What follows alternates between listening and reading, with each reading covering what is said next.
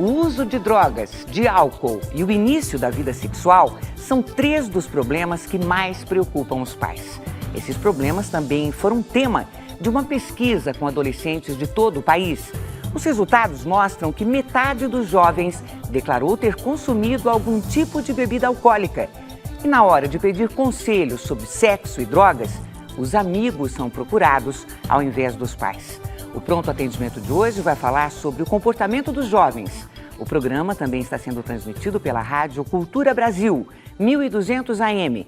Sintonize pelo site culturabrasil.com.br.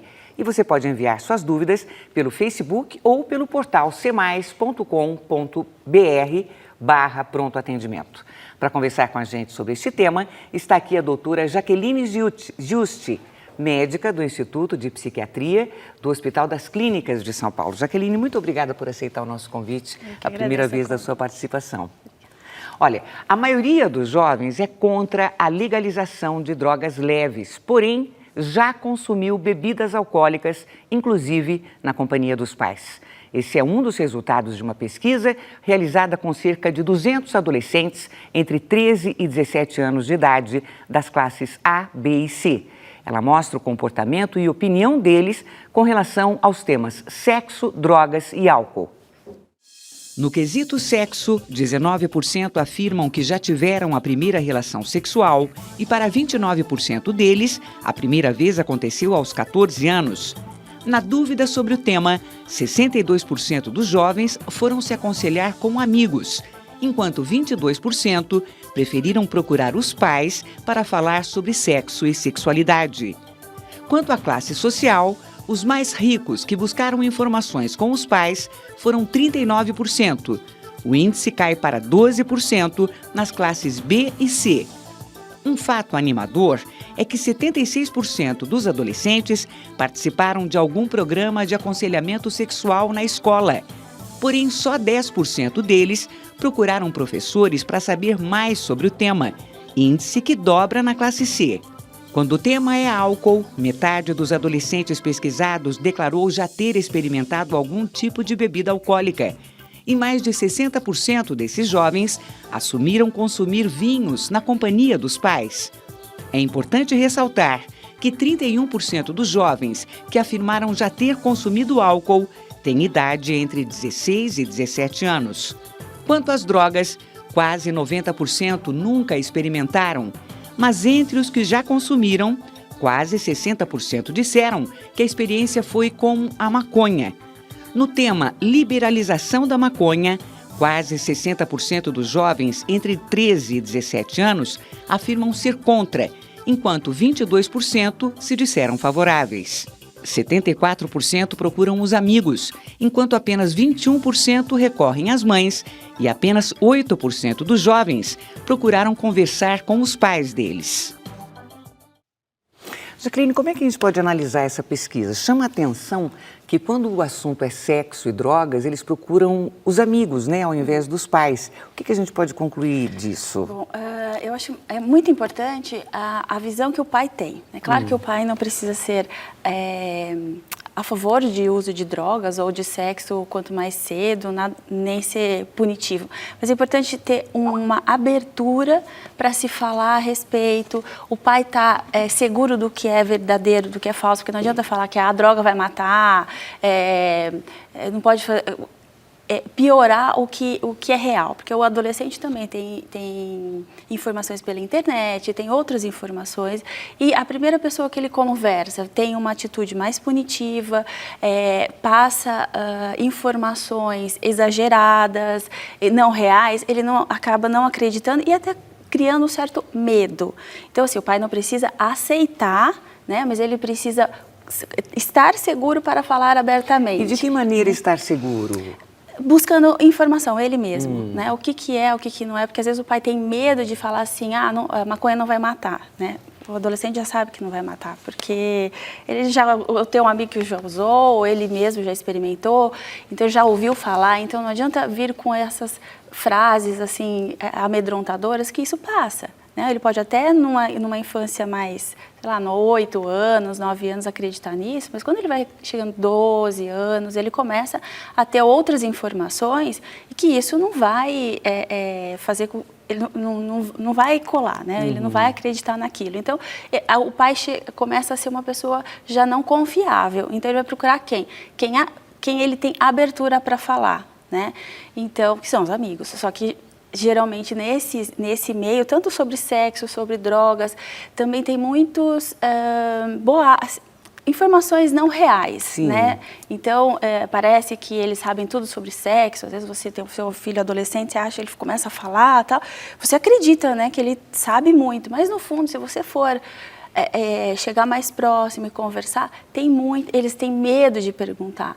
Por quê? Porque tem eles querem bancar aquela postura de que eu sei, agora eu sou homem, agora eu sou uma mulher, agora eu já sou uma adolescente. Naquela fase típica do adolescente, então eu não né? quero dar o braço a torcer que eu não sei. Então é importante ter esse papo de perguntar o que você sabe, o que você ouviu falar sobre isso, de uma forma bem mais tranquila, porque às vezes os próprios amigos, ele não pode também perguntar muito. Por exemplo, o menino que, a pesquisa diz que acho que é 14 anos a primeira relação sexual, o menino está lá com 18 anos e não teve, ele não pode falar isso para os amigos.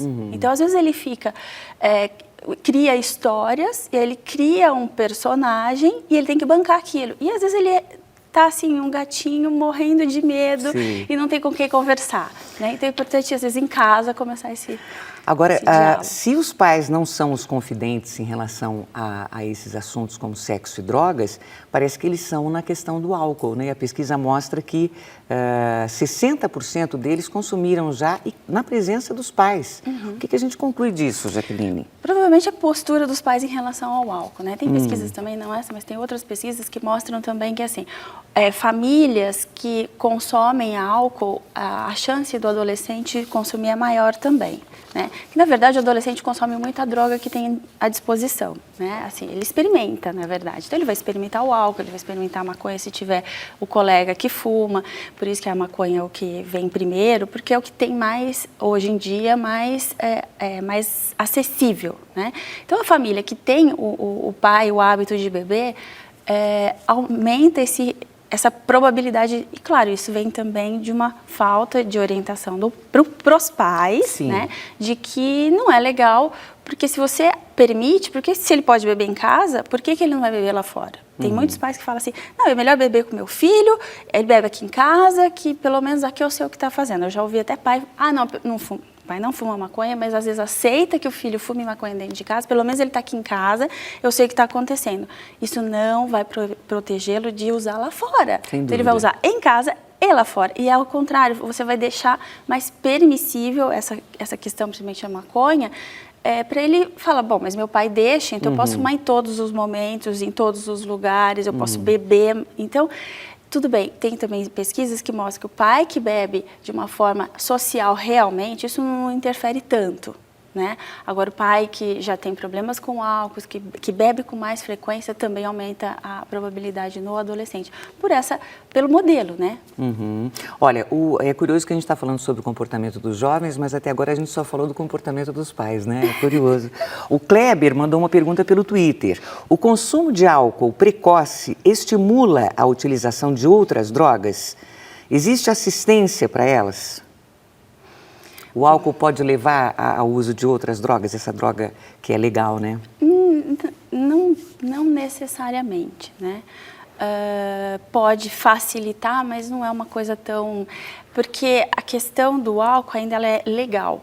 Então, assim, mesmo os alcoólatras, quando você vai... Paciente com dependência, mesmo adulto, já que está há muitos anos, eles têm um certo... Porque o álcool é legal e as outras drogas não são legais. Então, existe uma certa divisão em relação a isso que a gente sente nos pacientes, né? E nos usuários. Então, tudo bem, uma vez que você usa uma substância psicoativa, pode criar uma curiosidade no jovem para experimentar outras substâncias psicoativas. Sim, também ajuda, nesse momento, pensando desse lado, também pode estimular. Centros de tratamento para ajuda existe, né? tem vários no estado, acho que bastante aqui em São Paulo, mas existe uma procura muito grande. Então, assim, eu trabalho num centro e assim, é imensa a procura. A gente não consegue atender tudo que se procura, todos os casos que procuram ajuda. Entendi. Né? Olha, o Augusto de Lima é de São José dos Campos. É aquilo que a gente estava conversando no começo. Como que eu devo explicar para o meu filho de 16 anos que o uso da maconha pode ser prejudicial? Bom, primeiro que não pode esconder que também tem um fator de prazer, porque se não tem prazer, não se usa duas vezes, né? Então, primeiro é não ter aquela atitude de isso faz mal, não pode, vai te matar, porque o adolescente, ele não tem tudo vai dar certo no final, ele não tem muito isso. Então, é importante, eu acho que o pai, porque assim, também a população não tem grandes informações a respeito de drogas, de verdade. O pai, às vezes, quer falar para o filho e não sabe como falar e o que falar. Então, assim, vamos ver, convido o filho para olhar junto na internet o que tem. Então, procura sites seguros, lógico, né? Deixa o filho também mostrar o que é que ele tem. Isso é muito vamos argumentando, vamos conversar junto. Dos sites né? seguros, porque tem muita coisa aí que a gente não deve confiar. E muita gente confia. E assim, né? deixa, se o filho fala, não, mas tem esse site que fala isso, isso. Aí você mostra para ele de onde vem o site, de onde que foram tiradas aquelas... Assim, não ser uma coisa de só eu sei, né? Não, vamos aqui porque esse site é bom. Se o filho quiser mostrar onde ele achou, deixa o filho mostrar. E aí você vai argumentando, né? Numa forma não assim, isso não pode. Não, vamos lá, por quê? Vamos achar aqui o que é bom, o que é ruim, por que em alguns lugares liberaram, o que aconteceu com os locais no mundo que liberaram. Tem pesquisas, tem informação isso na internet, né? Então, o próprio pai pode falar assim, vamos ver esse negócio. Você acha que faz mal? Eu acho que faz mal. Você fala que faz bem, que não tem problema. Então, vamos lá. Todo mundo usa? Essa é uma outra frase. Todo mundo usa. A última pesquisa de levantamento sobre o uso de drogas aqui no Brasil não teve esse aumento, né? E que continua mais ou menos, eu não lembro o dado certo, mas é mais ou menos 25%. Já experimentou algum tipo de droga ilícita, né? Não álcool e tabaco, não, né? De maconha, cocaína, crack, essas outras drogas. Então, assim, não houve um aumento como a gente tem essa sensação. Né? Então, assim, não é tanto assim todo mundo. Tudo bem, 25% de cada 4, um usa, tá? Mas tem 3 que não usam, né? Então, às vezes o adolescente fala, mas todo mundo usa, todos os meus amigos usam. Então, você está com os 4 da escola, dos 40 aqui. Olha, agora a Silvia, que é do Rio de Janeiro, ela tem uma dúvida sobre sexo. Ela diz, a minha filha de 16 anos me pergunta sobre como deve agir na primeira relação sexual. Eu devo falar abertamente sobre o uso de preservativos? É importante, eu acho bastante importante, porque acho importante dizer por que usar, né? Não só a gravidez, doenças, né, sexualmente transmissíveis, que acho que tem muito foco com AIDS, né? E hoje em dia a gente sabe que AIDS tem tratamento, mas tem outras doenças que a gente não costuma falar, que não se fala, né? Mas que é muito importante, por exemplo, a hepatite, né? A hepatite B, hepatite C, que se cronificar, você vai ter uma doença crônica para se cuidar, assim como a AIDS, né? E que é muito mais transmissível do que a própria AIDS. Então, assim, tem outras doenças também que a gente precisa conversar, é importante falar. E, assim, não adianta negar que a sua filha vai ter uma relação sexual em breve, né? É importante conversar com ela a respeito e como agir. Não existe um roteiro, né? Então, acho importante falar, não tem roteiro, não existe roteiro, né? Mas é importante passar essas informações de se preservar. A gente sempre chega no diálogo, né? Na questão do diálogo, que é muito importante. No último programa que a gente recebeu um psiquiatra, foi na última terça-feira, a gente falou sobre o transtorno TDAH, né? Que é o transtorno... déficit de atenção e hiperatividade. E ficou uma pergunta aqui da Idilma Lopes que eu queria fazer para você, não deu tempo de responder. Qual que é o principal sintoma da hiperatividade? Eu tenho um filho de 15 anos, acho que ele é diferente. Será que ele tem déficit de atenção?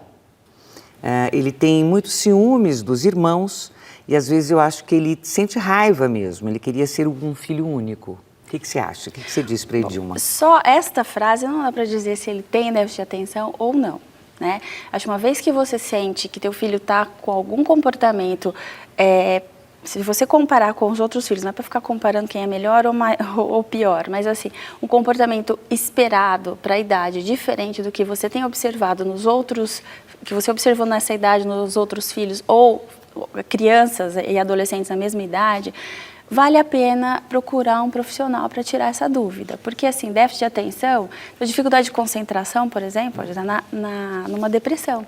Depressão, a pessoa pode ficar irritada, pode ficar com dificuldade de aprendizado. Então, parece um déficit de atenção, mas a hora que a gente avalia não é, pode ser uma depressão. Essa coisa do ciúme, não sei se é uma autoestima baixa, não sei, acho que é muito difícil para eu dar um diagnóstico, mas acho que vale a pena, por via das dúvidas, fazer uma avaliação, pelo menos fica tranquilo e direciona. E quanto mais cedo você conseguir detectar qualquer problema psiquiátrico, melhor, né? Melhor o tratamento. E assim, se a gente pensa que a adolescência é muito curta, sei lá, em 5 anos, isso muda tanto, né? Um menino de 13 para 18 é uma diferença tão grande, então a gente tem que agir rápido, porque a mudança na vida deles é muito grande. Se, por exemplo, uma criança que usa droga dos 13 aos 16, 17, como é que ele vai ficar sem a droga aos 17 para 18? Né? Então ele viveu quase toda a adolescência sob efeito de alguma substância. Tirar essa substância dele é deixá-lo novamente com 13, com corpo de 17 e com a sociedade esperando uma atitude de 17. Sim. Então é bem mais complicado. Muito bem, nós vamos conferir agora mais uma dúvida sobre o comportamento dos jovens. Agora a pergunta vem do interior de São Paulo com imagens da TV Barretos. Olá, meu nome é Rafael, eu gostaria de saber como que eu posso ajudar um amigo ou um familiar que esteja passando com problema de alcoolismo. Como ajudar um amigo ou familiar que tem problema com alcoolismo? Bom, eu acho mais importante é procurar ajuda profissional, porque assim, muitas vezes você quer ajudar seu familiar, você vai atrás, tenta de um jeito ou de outro, e você acaba se envolvendo e entre aspas, né, adoecendo junto. Né? Então, tanto é que todos esses programas para dependência química, tanto álcool como outras drogas, sempre tem um apoio para a família, porque às vezes a família acaba adoecendo junto, porque fica tão perdido. Então é importante conversar com essa pessoa, né? Tentar motivá-la a procurar um tratamento. Né? E não tentar tratá-lo em casa, né? Porque pode ser um AA, pode ser algum tratamento médico, não necessariamente precisa de um médico, né? Às vezes, Alcoólicos Anônimos recupera muita gente também, né? Então, é válido, uma abordagem séria e que tem resultado também. Olha, uma outra pergunta aqui sobre TDAH. A Vilma, que é de Angra dos Reis, ela quer saber a diferença entre dislexia e o transtorno, o TDAH. A dislexia, bom, o TDAH e a dislexia às vezes vêm juntos, né? O TDAH, ele é mais, tem 3 tipos, né? Acho que já devem ter falado aqui, o doutor Enio deve ter falado, mas assim, existe o tipo que é só desatento, então ele não consegue prestar atenção, ele é quieto. Né? Mas ele não consegue prestar atenção, então às vezes até parece uma criança com, sei lá, um QI abaixo, e às vezes ele não consegue prestar atenção, então ele não consegue absorver. E tem o hiperativo. O hiperativo é aquele que fica inquieto, andando de um lado para o outro, e às vezes vem combinado. Então ele é hiperativo e com déficit de atenção, é pior ainda, né? Porque além de não conseguir ficar sentado, ele também não consegue prestar atenção. A dislexia está mais no aprendizado, é uma forma para leitura, que aí quem pode dizer e fazer o diagnóstico e avaliar isso é mais um fonoaudiólogo que faz toda essa avaliação. Quando a gente tem um TDAH, a gente trata, percebe que tem alguma dificuldade ainda para aprendizado, aí a gente faz uma avaliação com o fonoaudiólogo, sim, que é ele que faz todos os testes para fazer. Tá bom, então nós já voltamos com outras perguntas e respostas sobre o comportamento dos jovens quanto a sexo, drogas e álcool. Continue enviando suas dúvidas pelo portal cmais.com.br. A gente volta já já. Nós estamos de volta com o Pronto Atendimento. O tema de hoje é o comportamento dos jovens quanto a sexo, drogas e álcool. Quem está tirando suas dúvidas é a doutora Jaqueline Giusti, médica do Instituto de Psiquiatria do Hospital das Clínicas de São Paulo. Cíntia mandou uma pergunta para a gente. Como os pais devem agir quando descobrem que um filho está usando drogas? Nós já conversamos sobre isso, mas vamos reforçar. Bom, acho importante conversar com esse filho, né? Para ver o que é que está acontecendo. Geralmente no início a resposta é negativa, não, eu não tenho, eu não sei, eu não quero, eu não... É do meu amigo, né? É o que é mais comum. Isso são coisas do meu amigo, ele pediu para guardar, etc. Mas acho importante conversar, levantar os fatos. Provavelmente, num primeiro momento, ele não aceita tratar, ele não aceita...